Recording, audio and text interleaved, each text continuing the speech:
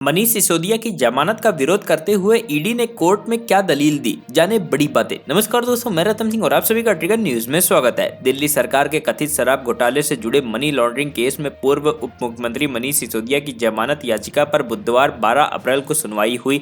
ED ने अपनी दलील पूरी की। इस दौरान जांच एजेंसी ने सिसोदिया को इस पूरे मामले का अहम साजिशकर्ता बताया। आबकारी नीति बनाने और लागू करने में सिसोदिया की मुख्य भूमिका रही। ईडी ने कोर्ट में कहा कि इस पॉलिसी के चलते होलसेलर को 338 करोड़ रुपए का अतिरिक्त प्रॉफिट हुआ। पॉलिसी में प्रॉफिट 5% तय किया गया होता तो ये सरकार के पास जाता। अब 18 अप्रैल की दोपहर 2 बजे सिसोदिया की तरफ से दलील रखी जाएगी। इस दौरान कोर्ट में सिसोदिया खुद मौजूद थे। उन्हें तिहाड़ जेल से लाया गया था। ईडी ने कोर्ट के समक्ष कहा कि सिसोदिया ग्रुप ऑफ मिनिस्टर्स के मुखिया थे और कैबिनेट के बारे में उनको सारी जानकारी थी। पॉलिसी के बदलाव में भी उनकी मुख्य भूमिका थी। पॉलिसी में फायदा पहुंचाने के बदले घूस ली गई। आबकारी विभाग के अधिकारियों की एसीआर सिसोदिया के हाथ में थी, क्योंकि वो आबकारी मंत्री भी थे। दिल्ली के तत्कालीन आबकारी आयुक्त संजय गोयल की एसीआर 10/10 रही। ये वही अधिकारी हैं जिन्होंने इस नीति को तैयार किया। ईडी ने यह भी दावा किया कि जीओएम में सलाह किए बगैर ही शराब नीति को पास कर दिया गया। एक व्यक्ति को सिर्फ 2 रिटेल लाइसेंस मिल सकते थे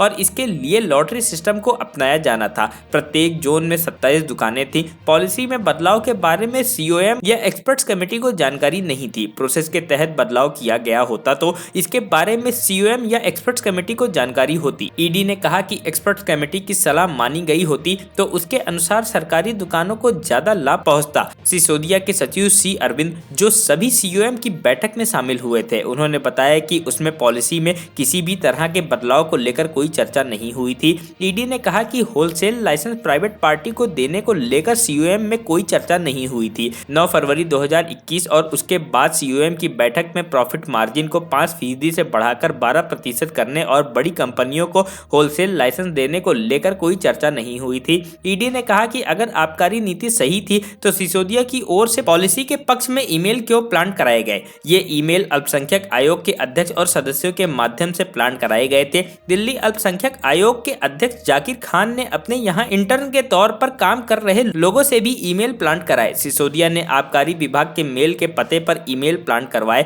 ये वही ईमेल आईडी थी जहां की नीति पर सार्वजनिक टिप्पणी मांगी गई थी। ईडी ने कहा कि शराब नीति सही थी तो सीओएम के लिए ईमेल कैंपेन क्यों चलाया गया। कैंपेन के लिए सिसोदिया ने अलग से षड्यंत्र रचा। इस दौरान ईडी ने जज को केस डायरी भी दिखाई। एजेंसी ने कहा कि मामले में कुछ नए तथ्य सामने आए हैं, इसी को लेकर हम कोर्ट को केस डायरी दिखा रहे हैं। सिसोदिया के वकील ने इसका विरोध करते हुए कहा कि अगर केस डायरी से किसी बात को कोर्ट संज्ञान में ले रहा है तो उसको हमको भी दिखाया जाना चाहिए। ईडी की तरफ से बचाव पक्ष की उस दलील का भी विरोध किया गया जिसमें कहा गया कि उन पर मनी लॉन्ड्रिंग का कोई मामला नहीं बनता है, क्योंकि उनके पास से एक भी पैसा नहीं मिला है। ईडी ने कहा कि क्या कोर्ट यह सुनिश्चित कर सकती है कि गवाह और सबूतों से छेड़छाड़ नहीं की जाएगी। ईडी ने कोर्ट के सामने यह भी कहा कि मनीष सिसोदिया जमानत के लिए अपनी पत्नी की बीमारी की दलील रख रहे हैं। वो व्यक्ति जिसके पास सरकार में रहते हुए 18 पोर्टफोलियो रहे और जो चुनाव प्रचार के लिए देश भर में घूमता रहा हो, उसके पीछे उसकी पत्नी की देखभाल करने वाले अन्य लोग थे, लेकिन अब जमानत पाने के लिए ये ऐसी मानवीय दलील अदालत में रख रहे हैं।